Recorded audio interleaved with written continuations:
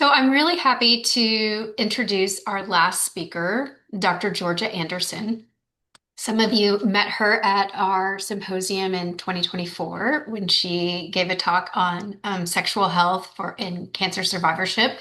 She is wonderful and very engaging, and we're really excited to have her here today to talk about communication and how important that is for cancer patients, survivors, caregivers, and because we know cancer affects the whole family and everyone who is supporting the cancer patient. So she's going to talk us through communication through cancer. Thank you, Georgia. Welcome. Thank you so much for having me.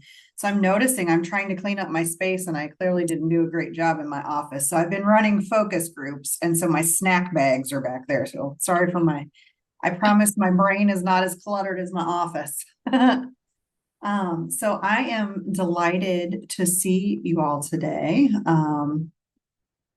Speaking online is always interesting, speaking out into the abyss. But I loved hearing Dr. McManus's talk.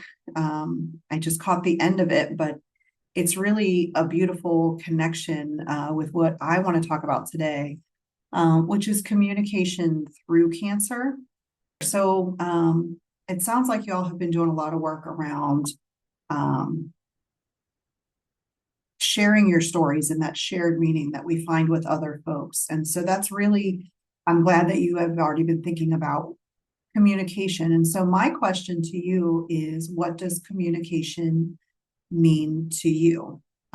And at first on the surface, I think that feels like a very simple question. But I think anyone that's ever cohabitated with another human or worked with someone every day, sometimes it becomes clear that when I think I'm being clear, maybe the person I live with doesn't know what I'm talking about. So this is something that I don't necessarily need you to answer out loud, but really think about for yourself. What does communication really mean to you? And what do you need to feel like your wants and needs are being communicated? And what do you think the people around you need to feel like they understand you? Okay, next slide, please. All right, so starting with, as the patient, what does it mean to you? And I think these are little bullet points that pop in here. Yes, we can keep clicking, please. All right, so I always, oops, go back one. Thank you. Sorry, I'm like super bossy today. Okay, so I always give the disclaimer, I am a qualitative researcher by nature, so I love to just look up the meanings of words. So when we think of the word patient, and I know that sometimes in the oncology space, some folks like to say survivor from day one, some folks say I'm a patient. Just for the sake of this talk, we're going to explore what patient means. And in the dictionary, it's from Latin, it means to suffer, to endure, to permit, or to allow. And I find that really fascinating, that the meaning of the word patient has not someone who is being cared for. That's what I think of when I think of who are my patients. They are the people for whom I am providing care. So I find that really interesting. So when we think about that, sorry, I'm going to put the chat over here on the side because I love seeing your comments as they come in. Okay, there we go. I love somebody's comment says that is so submissive. Like all of those words are so submissive. And I think that that's really powerful when in the cancer space, you're already probably experiencing some feelings of powerlessness or isolation or loss of control because your body is experiencing things that no one plans for. So I think from a psychological standpoint, being able to think about how do I not suffer? How do I not feel like I'm just enduring this as a patient? How can I communicate more clearly to get my needs met? Okay, next slide, please. I love this little cartoon, and I everything in my mind turns into a cartoon or a song. So this picture, when I found it, really was beautifully illustrative of what I think about. So understanding how we think about communication and our ideas about being a patient set for the tone for how we discuss cancer with the people in our lives. And this picture really shows there's this dichotomy between what we reveal and what we listen to. And somewhere in the middle of that is understanding. And I always think of, there's a good Southern saying that there's a reason why we've got two ears and one mouth, and it's so that we can listen more than we talk. And I think that when we think of communication as that sort of model, that can be really helpful. But I think it's also important to understand your communication preferences really set the tone for your communication preferences and how you think about yourself as someone experiencing cancer really sets the tone for how you talk about it. Okay, next slide, please. All right, so this picture makes me giggle, and I feel like regardless of one's age and what demographic you fall in, you have known someone or you yourself have owned living room furniture that either had this exact upholstery or something very similar. But I chose this picture because it's really symbolic of allowing yourself to feel all the feelings. And this comes from a study that I did with women who were living with head and neck cancer. They were all in survivorship stages. They had all been through treatment already. They were at least 1 year post-treatment. And when I asked one of the women, how do you talk with your family about your experience and what it's like to have had cancer and to have gone through treatment and the ongoing symptoms that you're having from the treatment, how do you express that? And she told this really beautiful story about she's a fairly quiet and reserved person, and she hadn't said much. She had been married for maybe 30 years and she had adult children. And so her husband knew that she was struggling, but no one else really did. And so they had this old couch that they were going to burn to get rid of. And she had this day where she had just had enough. She felt like she had kept all of her worries and fears and complaints about having cancer to herself. So she talks about how she went out to the pile where this couch was, and she just picked up a baseball bat out of the garage on the way out. And she, quote, proceeded to beat the shit out of that couch, end quote. And it really, she just talked about how she swung that bat and hit that couch until she could not swing anymore. And then she said, once she was finished, she said, okay, now I can have a conversation. Now I can tell our daughters how scared I have been and how hard it is for me to not be able to eat a meal in the same way that I used to. And I can express all the things that I've been going through. So this couch is really sort of symbolic about, you may not need to go out with a baseball bat and destroy a couch, but it's really allowing yourself to feel all of the feelings that come with a cancer diagnosis, and allowing yourself time to process those so that you are able to better communicate with those around you. Okay, next slide, please. Yeah, I see in the chat, Steph had punched a mirror when she got home from tongue cancer surgery.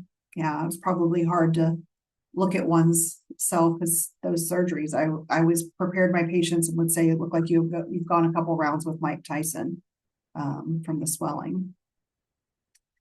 So thinking about not even just in the context of cancer, what are the challenges that you experience sharing your feelings? And I would love to see some responses in the chat. I am a pretty stereotypical oversharer. So I don't get very self-conscious about sharing. But I live with a person who keeps everything very close to the vest. Yeah, I am weak. Now, I was saying I am weak and like haha, I'm weak, like gonna collapse laughing, or I'm weak. It's hard for me to communicate my feelings.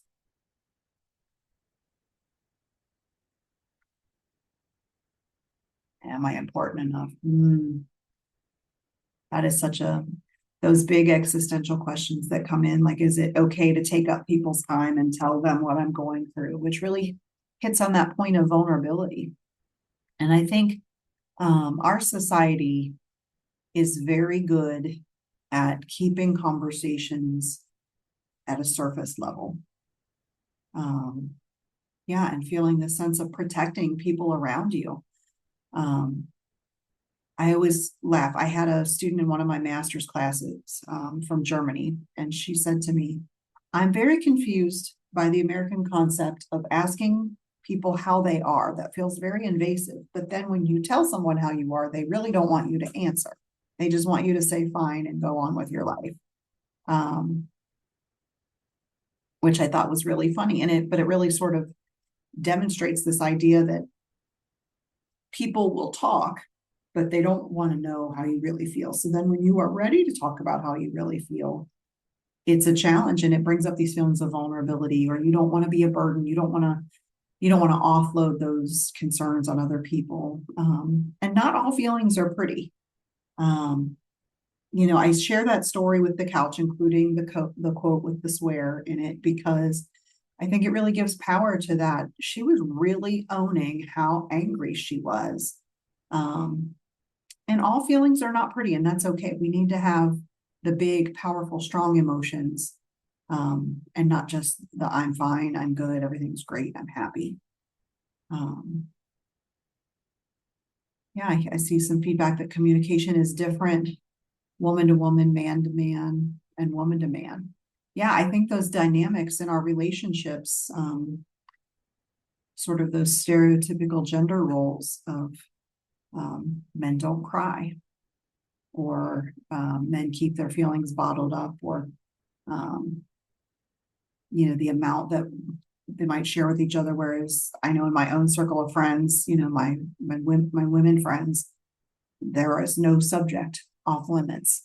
So it's easier for us to bring forward those things. And those are very stereotypical sorts of generalizations. But I do think that how we are conditioned to understand our gender roles does impact how we share what is happening with us. Veronica, if you could go to the next slide, please. Something I feel very passionate about this. Susan, you could not have made a better comment right when this prison of positivity slide came up. Thank you. This is a soapbox that I get on very often. This idea that we can't be real about our feelings because we only want to share the positive things. I get a bit bent out of shape about all the fighting verbiage around cancer. We have to fight cancer. I'm going to kick cancer's butt. I've got to keep fighting. I certainly understand the sentiment behind that.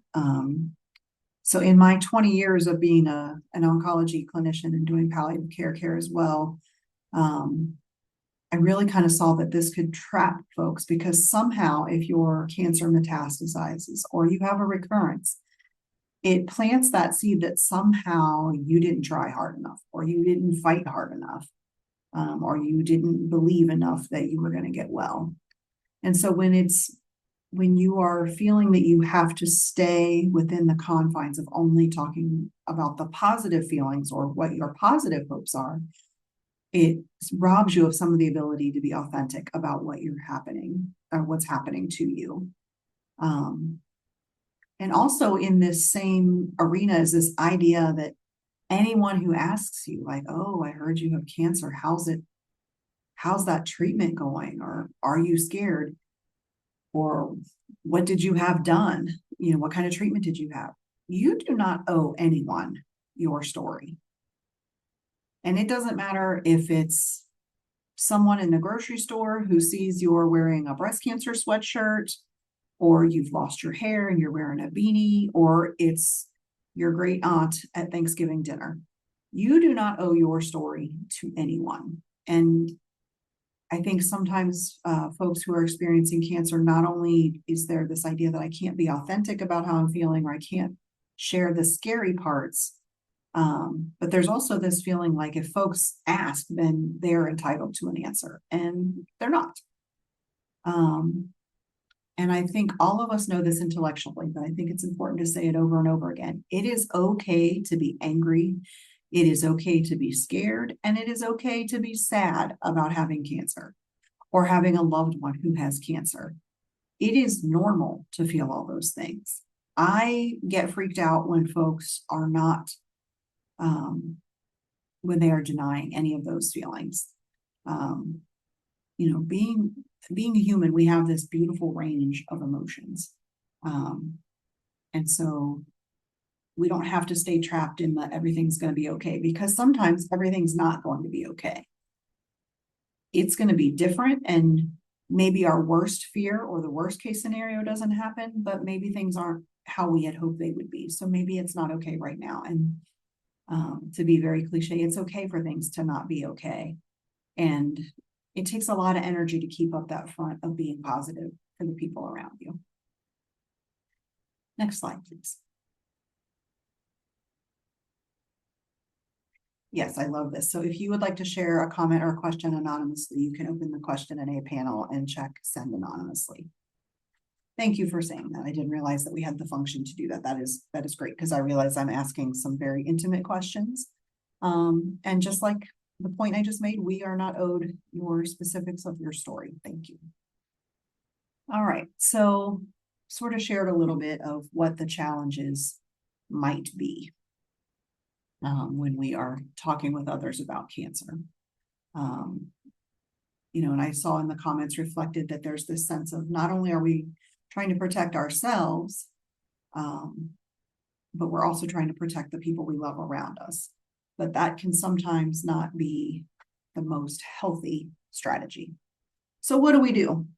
So my first recommendation, and I will tell you right now, this is not like an empirically documented strategy. This is something after years of working with clients and for being married almost 20 years, I always recommend the open journal.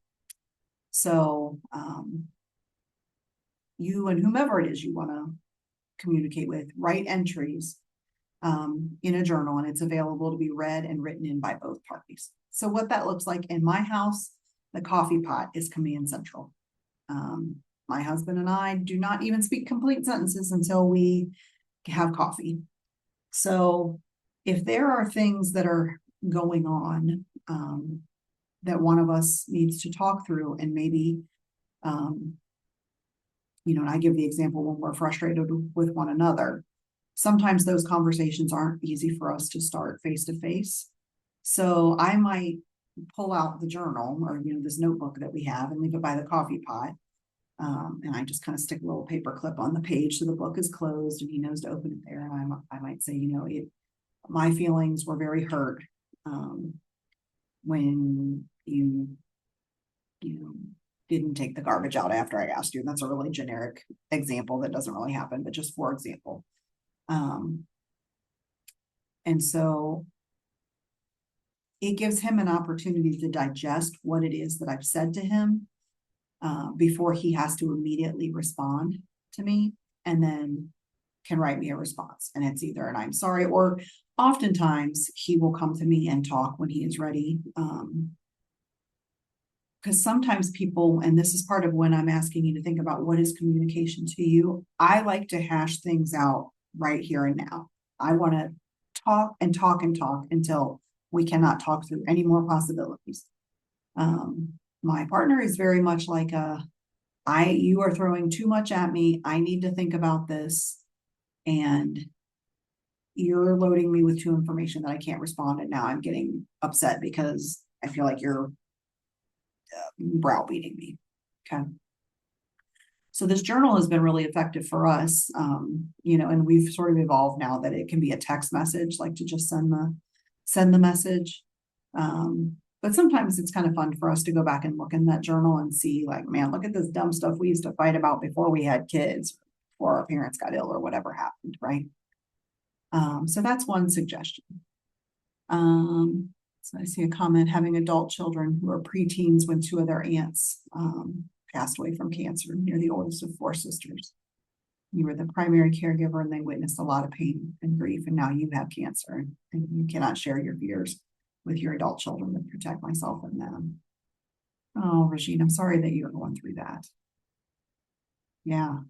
Another strategy I used was to point blank tell my oncologist at our first visit to please be honest about working in partnership with patients like me, because otherwise I'd be looking elsewhere. To his credit, he agreed and took the time to answer my page-long typed questions I arrived with at every visit without ever being rushed out the door for taking more of his time. I love that. I love that you had an oncologist who was ready to do that hard work. So it sounds like you had a really clear idea of what your communication strategy was. Yeah, so I think that idea of protecting. So that journal might be an opportunity to say, I want to talk about some things that might be hard. Is it okay that I share those with you? And the person has time to think about it before they answer you without you looking at them and waiting for an answer. Also recommend setting aside time for intentional conversations without distractions. Now, I realize in this very tech-driven world, that is very challenging to do. I would encourage you to set aside time when maybe the doctor's office won't be calling back or you won't expect phone calls and texts and whatever, and just set that phone in the other room. I also like to recommend if you drive, or I think even if you're on the bus or the subway, the car is probably preferable because you're alone, but both of you sitting in the front seat and going for a drive, or sitting in the car and just looking forward through the windshield and talking. This also really works well with kids and teenagers in particular, because you're able to say what you want to say, but there's not that pressure of when you're sitting across the table from somebody and they're staring at you and they're waiting intently, or they're reading your face for a response. Or if you're trying to protect them and you are trying to, you don't want them to see how scared you are, that you don't want them to see tears. Having that side by side in the car. I see Steph confirming that's how she talks to her teenage son about this kind of stuff. Yeah. Oh, I wish I had this help when my youngest daughter was dying of colon cancer. I was physically there for her, but we never talked. And I know she must have been scared. That thought haunts me today.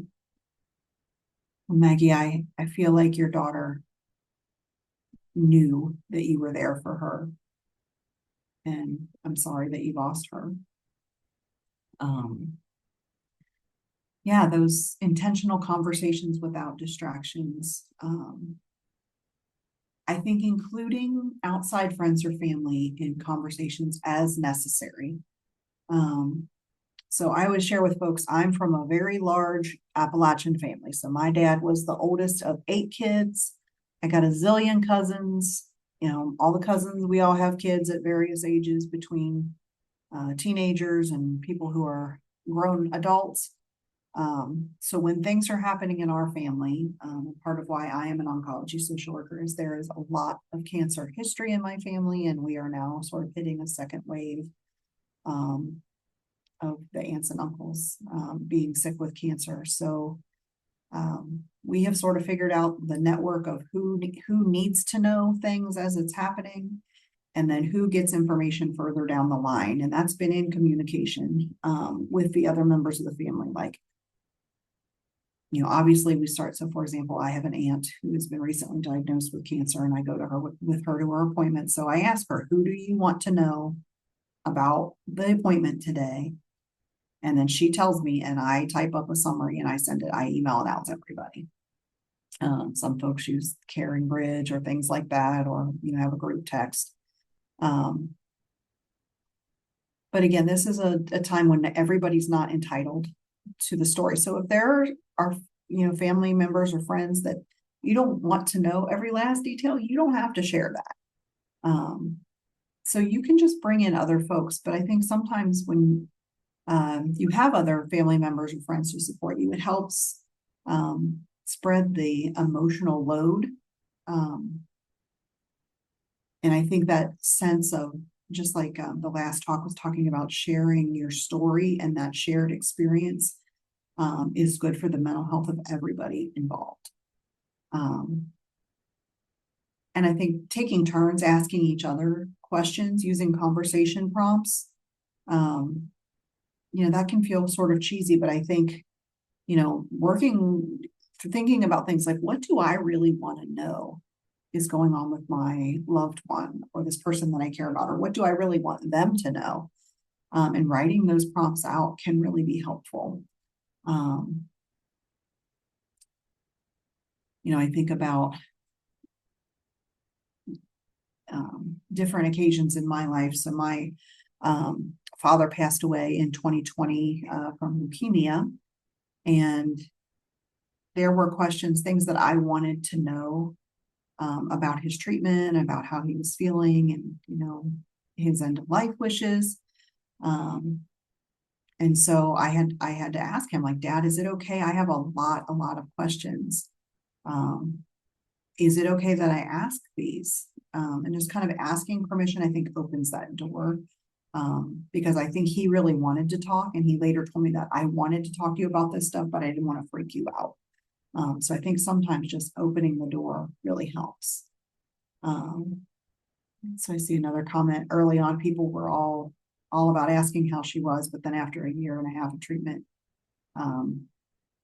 folks don't understand that cancer is a chronic illness. Yeah, or folks want to do the super helpful. Oh, I know somebody had that cancer and they died. It's like, well, sorry that happened, but I'm living for a long time with cancer. And I don't mean that comment in reference to anything that folks have shared. Some of you have shared that people passed away. As I said, that was not my intention, but I'm thinking how you have that random person, that's maybe on the outside of your social circle, and they're like, oh, I know somebody, and that was a bad story. It was all doom and gloom. And I agree that sentiment, folks don't understand that cancer is a chronic illness more times than not. Now they still think of all the horrible things that they've seen on TV or what they've witnessed in the past, and don't necessarily understand that folks can live for a long time. And so while the immediate crisis might be contained, the experience is still not over. Okay, next slide, please. All right, so these feel like very basic, but I think sometimes it helps to remind folks, being an open and honest with each other is the fair way to discuss this. Now, that doesn't mean you have to tell them every last detail, but when folks ask questions, it's okay to say, I'm not ready to talk about that, or I'm not comfortable, or prefacing, I have some concerns about that. Are you ready to hear how I really feel about that? And giving folks the opportunity to bow out or reconsider their question, especially if it's really invasive. It is okay if you are the person with cancer to tell your loved one, your caregiver, if they are giving you too much care or too little care. And what I mean by that, I used to facilitate a support group for family caregivers at the Cancer Support Community. And then I also did a patient group, and it wasn't the same matched groups of people, but I would have people in the caregiver group like, all I do is make food, or all I do is try to, remind them that they need a doctor's appointment, and they're just always mad at me for reminding them. And I just think they don't really understand how serious this is. And then I would be in the patient group, and the patient group is like, I swear, if this person brings me one more pan of lasagna, or somebody else brings me chicken soup, or somebody else reminds me about this doctor's appointment that I can't stop losing sleep about because I'm so worried about it, I'm going to freak out. Right? So sometimes, I'm like somebody that nagging and over providing is my love language. Like I am a hoverer, and I own this full-heartedly. So I need my loved ones to tell me, like, I'm going to need you to take it from a 10 to a 2, because I love that you're caring about me, but I need you to relax a little. And that's okay. Or from the opposite side, if you've got folks that are not doing for what you need, it's okay. I see the question, what if you didn't want a lot of help or intervention, even from family? I think it's okay to tell people that. I think it's okay to say, I feel like I have what I need right now, and I love that you're offering. I need you to trust me when I say I will reach out to you when I need help. And I think saying it very directly and very clearly like that helps folks know that you mean business. And it's setting that boundary in a kind way. And sometimes people are relieved to be let off the hook. But I think it's perfectly fine to say, I am capable of this, or this gives me peace of mind to be able to do whatever this is for myself. Or I don't want to talk about this right now because I'm not ready to talk about it. I think that it's okay to set that limit. I think it's okay for the people who love you and care about you. It's okay for them to say they are feeling overwhelmed. It's okay for folks to say, I am here for you, but I need to step out of this house for a little while, or I need to go, I need to tag in and have somebody else, or is there some, could we see a therapist together, or could you see a therapist if it gets to be too much? I think that's completely appropriate. Using I statements, and I see a couple questions came in the chat, and I'm going to go back to those. Those are good ones. I want to finish my thought here, and I'll come back to these questions because I think it's going to tie together. Using I statements. All right, and I feel like this is probably things that many of you already know, but I'm a big fan of, let's reinforce the fundamentals. Using I statements. Another person cannot argue with you when you are using I statements. I feel overwhelmed when we get home from the doctor's office and I'm thinking about what the doctor has told me, and you want to ask me 8 million questions about how's my stomach feel? Did I have a bowel movement? What do I want for dinner? Am I scared? Did that chemo make sense? It's too much. I feel overwhelmed. That's a good point. Therapy is expensive. You are right. Again, I'll come back to that. It is okay to say, I am so sad this is happening. When you own that feeling and say it in a way that this is my feeling, I don't need you to do anything about it, but this is what I am feeling right now. I think that is a gift that you give to yourself and to the people around you. I think discussing the changes, it's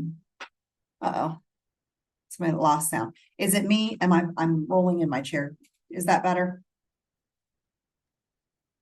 I can hear you fine, Georgia. Okay, thank you. All right, so discussing changes in the relationship. So if you are the person who has been diagnosed with cancer and you are the family activities director, or the one that always pays the bills, or the one who always attends to everyone else's emotional needs, and then you are the one that needs help, talking about, I know that I'm the one that everyone comes to for help, but this is where I need y'all to help me through this. I need to be able to talk to you. Or if you're the person who's always been taken care of, it might be your turn to step into that space. And just to say to your loved one, I'm not 100% sure how you keep track of all this stuff that's going on, but I'm going to do my best to learn, or will you show me? I noticed that this is something you used to do, and I noticed that's not happening. Is that something that would be okay for me to come back? Or would it be okay for me to take care of that? But I am reading the comments and talking at the same time. Okay. Okay, great. I think allowing both people or all the people, because I realize not everyone is partnered, or sometimes partners are not the ones that you want to walk this road with you most closely. But allowing the folks that want to help, being okay with accepting help. And I know that can be different from I don't want or I need help, but sometimes just even minimal things of, if it doesn't have to be care related, maybe it's just like, hey, you know what you can do to help me? You can come over and binge watch Stranger Things with me when it's released. Anybody else pumped about that? I'm pretty pumped about that. Or you can join me for lunch, or just come over and sit with me on my couch, and we can pet my dog while we talk about anything but cancer. I think it's okay to set that boundary of what you can do to help me right now is just treat me like I'm Georgia, not Georgia with cancer, right? Um, um, Physical contact can also lessen a sense of isolation. And before anybody panics, because I know that Shelley referenced, I give a talk about sexual health and cancer. I'm not necessarily even talking about that kind of physical contact. So we can talk about that another day. But sometimes when we are dealing with cancer and we don't feel well, I think the people who love us are afraid to touch us. And for anyone, not just the person who has been diagnosed, a brush of a hand, a pat on the back, a touch on the shoulder, a hug, those things, not only do those fill our emotional bucket, they trigger the chemicals in our body that make us feel good, that can help boost our immune system. Okay, so it is okay. And I think sometimes the people who are diagnosed with cancer have to reassure their loved ones, it's okay to touch me. You're not going to catch it. You're not going to hurt me. You're not going to break me. I mean, you can set the tone for, I don't feel like a full-on bear hug right now, but I really would love it if you would hold my hand, or I really would love for you to brush my hair, or whatever your thing is that makes you feel cared for. I think that's okay. So let's go to the next slide, and then I want to open things up to talk. I just love this slide, because all I can hear is that back in my day, we didn't have difficult conversations about complex topics. Like I think about, we just had those feelings and we stuffed them down and we just went on with our life with a bellyache because of all these crummy feelings inside. All right, so let's open up the floor and let's have a conversation. So if we can stop sharing the slides, and I would love, so I want to back up in the chat here to some of these questions, because I want us to be able to have a chat and share. Veronica, am I 4:30? Is that our time? Did I keep the proper amount of time? So if we could have, because we're actually over 4 o'clock. So if we could Okay. 8 more minutes, maybe 4:20. Yes, I can do that. I think that works. Okay, perfect. So I think I addressed Elizabeth's question about what if you didn't want a lot of help or intervention, even from family. I think I addressed that, but if you want me to say more about that, pop in. You can either raise a hand and you can turn on your mic and say so, or put it in the chat. What I am saying has not necessarily, as far as I know, has not been reduced to a handy pamphlet that we can circulate. But as a researcher who's also a clinician, I think that would be a great idea to develop, or at least look for that. So I don't know if you see my board back here of ideas, I will put that back there and put that on my list of things to work on or look for. Communication tips that I could share about maintaining a good spirit with your main oncologist while asking second, third, and fourth second opinions. Okay. So Anna, if I'm understanding your question right, I think, so I'll answer it both ways because I interpret that two ways. So one is, will it hurt my primary oncologist's feelings, or how do I maintain a good working relationship with them while I am seeking other opinions? So I will tell you, in both my professional and personal opinion, any oncologist who is worth their weight in salt will not feel threatened because you get another opinion. I think when physicians get their panties in a knot because you want another opinion, that gives me pause. If it's that there was a misdiagnosis or a delay of diagnosis or a treatment recommendation that didn't work, and you are feeling disenchanted with the medical community, and so having faith in those second, third, and fourth opinions is more how this question is geared. I think it is fair to say to the oncologist that you are going to, for that follow-up opinion, is I got information that didn't serve me well or didn't make sense, or the diagnosis was missed, and I'm nervous about trusting another provider. How can we work through this together? Just like with any other relationship. So I think it's important to remember, because I think sometimes we put our medical care team on this big pedestal, and they're just people too. They are trying to do right by you. They've become physicians because they want to help people. But medicine is an art just as much as a scientist is a science. So sometimes they don't get it right, or they don't get it all the way right, or the way they deliver the information was crappy. So I think just like in any other relationship in our lives, it is fair to say, this hurt me when I was hurt. I felt hurt when we missed the opportunity to diagnose my disease before it recurred, or it metastasized, or at the new physician, I have ended a treatment relationship with an oncologist, and I am coming to you, but I feel nervous about it. I feel mistrustful. I think it's fair to tell your oncologist that, so that they know what the expectations are, and they understand you better. And again, it's that shared understanding and shared experience that you are a team. And so for them to be able to work with you and help you, it's fair to tell them that. Yeah, and I want to go back to this idea that therapy does cost money. So I would encourage looking for resources. So if you live in an area that has a cancer support community, or a Gilda's Club, are the two that I'm most familiar with. And those are a national organization that run out of the same umbrella. Their services are all 100% free. They have support groups, lots of education, lots of social events that can really help folks cope with the cancer experience.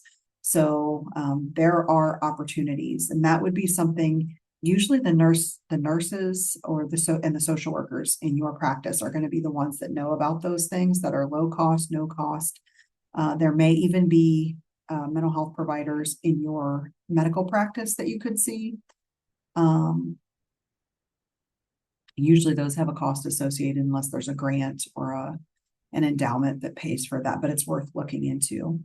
And I see this comment here from Vernelia that if you are working, your company might have an employee assistance program, which is what an EAP is. And that is, you usually get 6 or 8 free therapy sessions with a licensed therapist. Yeah, and I agree, most cancer centers will have a social worker. So even if they might not be able to sit down and do a regular 50-minute therapy hour, but they can provide that support and help you talk through what's going on and connect you with resources. Anesha is agreeing with me that Stranger Things only took 5 years, right? Yes, and Irene is sharing that cancer centers offer mostly group therapy. Oh, you're welcome for addressing the both sides of the second opinion question. Yeah. Wise to frame things in a way that resonates with oncology professionals. Yeah.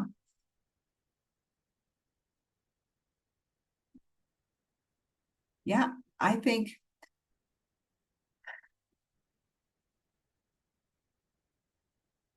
everyone, we always hear that, well, I didn't ask for your 2 cents. I am of the belief when cancer comes to your house, your 2 cents spends everywhere. Your 2 cents is acceptable payment anywhere you go. I believe that is sort of our right as people.